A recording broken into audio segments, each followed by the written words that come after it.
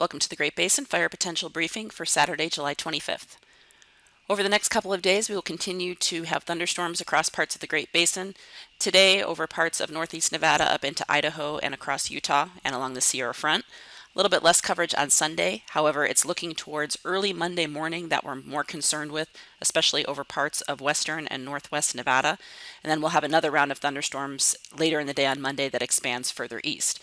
These thunderstorms may be moving a little bit faster and a mix of wet and dry, and we do have some high risk for these thunderstorms on Monday over northwest Nevada.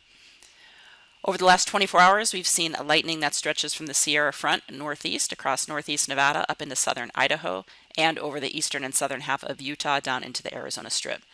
These thunderstorms were a mix of wet and dry. Some areas where the heavier rainfall hit raw sites saw rainfall amounts of up to about 2/10 or just over 3/10 of an inch, and then again there were certainly some drier spots as well. Looks like Great Basin fire activity was light across the Great Basin, with mainly smaller fires reported in areas that we saw some lightning.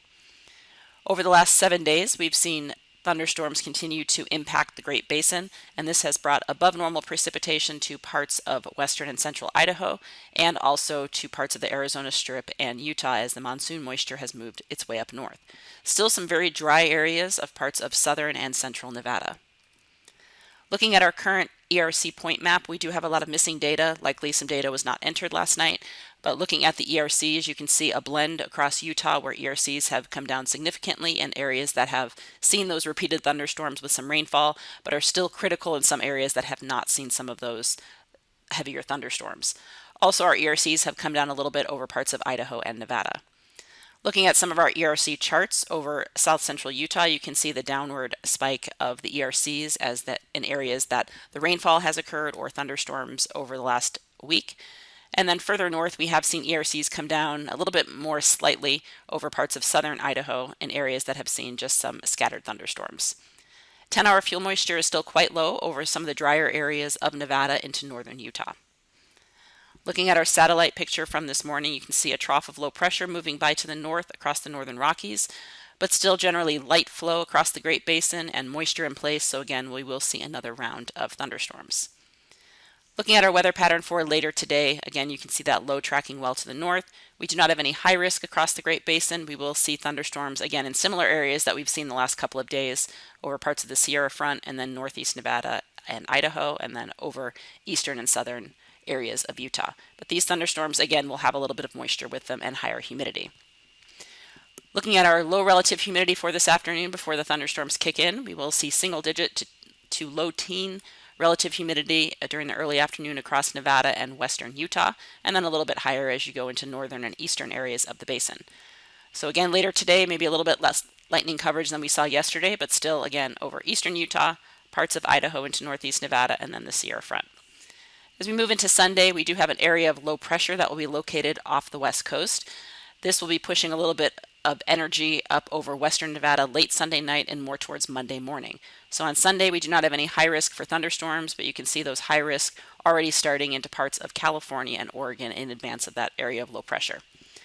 So looking at our weather picture for Sunday, you can see maybe some isolated thunderstorms over far northern Nevada and the Sierra Front, but a little bit less activity across Utah, and similar relative humidity, single digits to low teens across the western half of the Great Basin.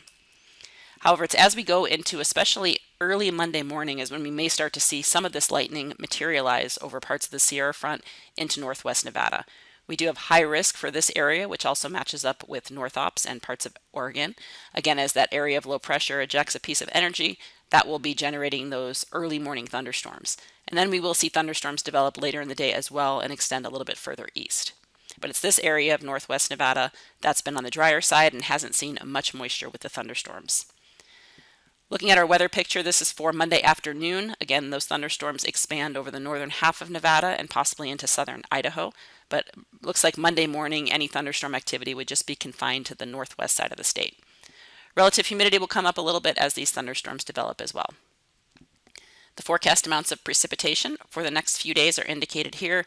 Again, with those wetter thunderstorms over Utah, we will see a little bit more precipitation there, and then a little bit more spotty precipitation further west where thunderstorm activity will be a little bit more isolated. And also on Monday, we'll be moving faster and on the drier side, so not expecting large areas of precip on Monday. Looking into Tuesday, we do have the moisture that now moves north up into Idaho. We may need some areas of high risk in Idaho on Tuesday, depending on the nature of the thunderstorms. So right now, just expect some increasing lightning, and then a little bit drier conditions and maybe some breezy winds over southern areas. On Wednesday, most of the moisture moves northeast out of the state, so we will see a decrease in lightning coverage, but possibly some drier conditions and some breezier winds for parts of Nevada that we will keep an eye on. No high risk at this point. On Thursday, much drier air moves into Nevada and into western Utah in advance of this area of low pressure, so we will be watching the winds increase potentially later next week, so we could see certainly some areas of high risk for wind as that system moves in. And then on Friday, that area of low pressure quickly pushes up into Idaho, so again, still a breezy day, dry conditions on tap for most of the basin. 7-day amounts of precipitation are not much different than the 3-day, as most of the lightning activity will be occurring through about Monday or Tuesday next week. Obviously, a little bit more up into Idaho. This will be what will be moving up on Tuesday, so we'll be watching that. The 8 to 14-day outlook takes us from August 1st to August 7th, shows warm conditions and generally dry conditions for the Great Basin. That concludes our webcast for today. Check back tomorrow for the latest updates.